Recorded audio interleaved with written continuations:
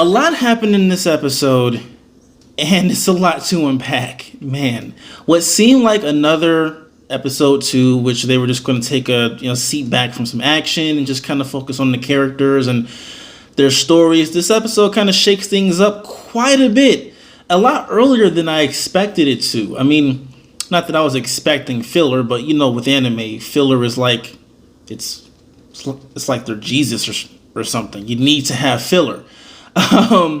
But so far, this show has been moving at such a breakneck pace, and this episode really was just a continuation of that. The episode kind of starts off where we're looking at a flashback, and we get some backstory on Kuhn, and we find out that Kuhn is basically trying to redeem his family's name after something happened between him and his sister, which left his family disgraced and looked down upon. He wants to ascend the tower, either get revenge or just redeem his family's name. We get a lot of flashbacks of his mother telling him not to trust anyone and to only trust his own instincts and his own thoughts, which could explain why he seems to be so distrusting of Bam's innocence, and why he seems like the lonely type. So we do get a lot of information about him, which was really interesting because I really do like his character. And one of the main questions that I had about him was, okay, why is he here? Why is he looking at Bam like that? What are his motivations? What's his driving force? And so we got a glimpse of what was going on there. Now, while it does give us a lot of information, it doesn't give us a ton. So there's still a lot of questions that need to be answered there. But for now, I'm pretty satisfied with what we got about Kuhn. But the story kind of starts off with that, and we get a lot of backstory on him. We get a little bit about Bam, just kind of like some more information about him and Rachel's relationship, how they wanted to see the actual sky, which really makes me wonder what kind of world are these people living in, where they haven't seen the sky. There's a moment where Kuhn says that, he doesn't even know if the sky actually exists. And in the same moment, it was really funny because Rock was kind of making fun of Bam for not having seen the sky, just kind of wailing and laughing like he was insane. I love that character, man. Rock is a great character, and he has some good moments in this episode too. But anyway, so we get a lot of information about Bam and Rachel and what their dreams are. Just kind of giving us more about their relationship, which is cool. I gotta say, I'm not fully buying the whole Bam and Rachel relationship thing yet, mostly because it's so secretive and kind of misty and everything so far. So I'm not saying I don't like it. I just don't have much of a relationship with it yet. I'm pretty sure that will change, but for now, Bam and Rachel and their dynamic just really isn't the most interesting thing about the series so far. So after we, kind of hang out with these guys for a little bit, the next test starts. And in this test, the contestants need to basically find the right door to walk through out of 12 doors. And there's like this weird plastic bag guy who comes in there kind of giving people a hint. And Kuhn, because he was told not to trust anyone, he's like, I'm not going to trust this guy. He could be trying to lead us off. And so they go in there, they speak with the administrator who basically who says something that was wrong.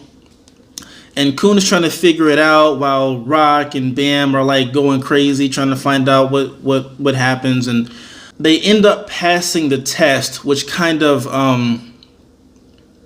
teaches Kuhn a lesson.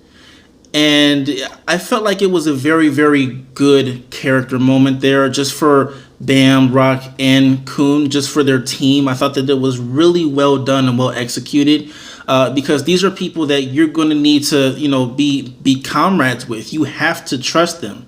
You can't not trust them. And I feel like that test was really, really cool, in teaching Kuhn a valuable lesson that hopefully he takes with him moving forward. But we'll see. This test wasn't the most creative or the most thought-provoking. While I did like the moments that it gave these characters and the and the lessons that I hope that they learned from it. And it was just so okay. So, after that test was over, I was like, okay, well, I guess this was just another one of those episodes.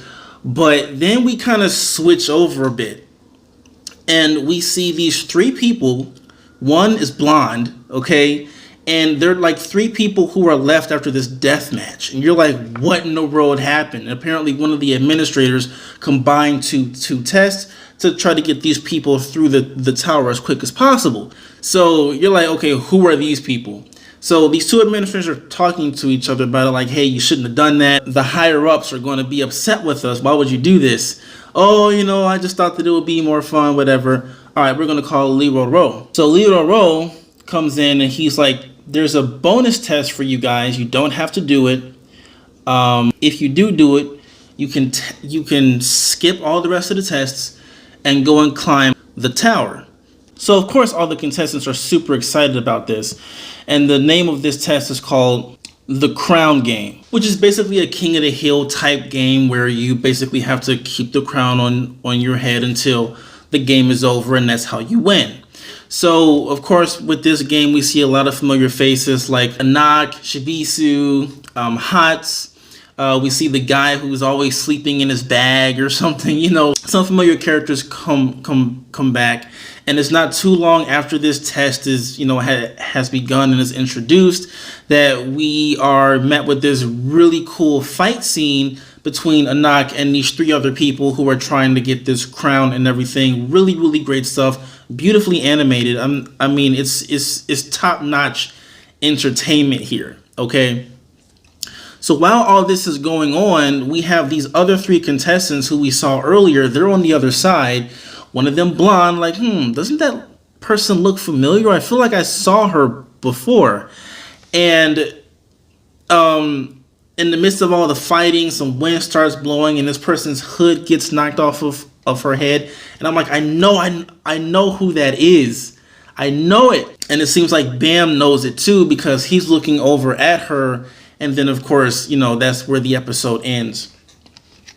Which is like, what is with this cliffhanger stuff, man? I really need to see episode 4 now because that was a heck of a way to end it. Like I said, they are slowly but surely, peeling back the layers on this show, peeling back the layers on these secrets and everything, and answering a lot of questions a lot quicker than I expected it to, which is really good because it's keeping me interested and it's keeping me entertained.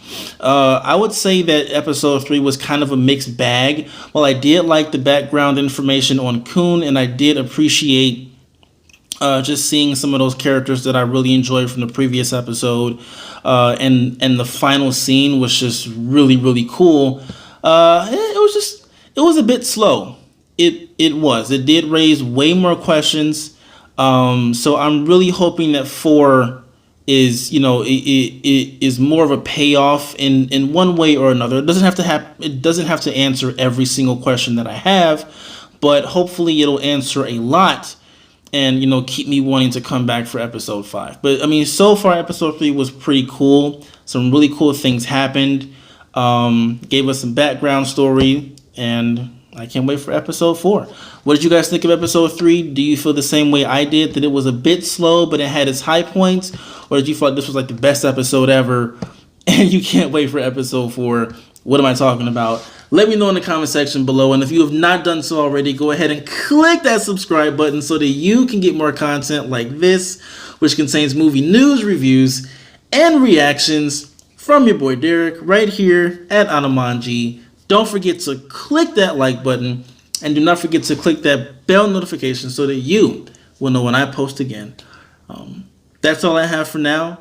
Thank you so much for watching, and until next time, stay dope.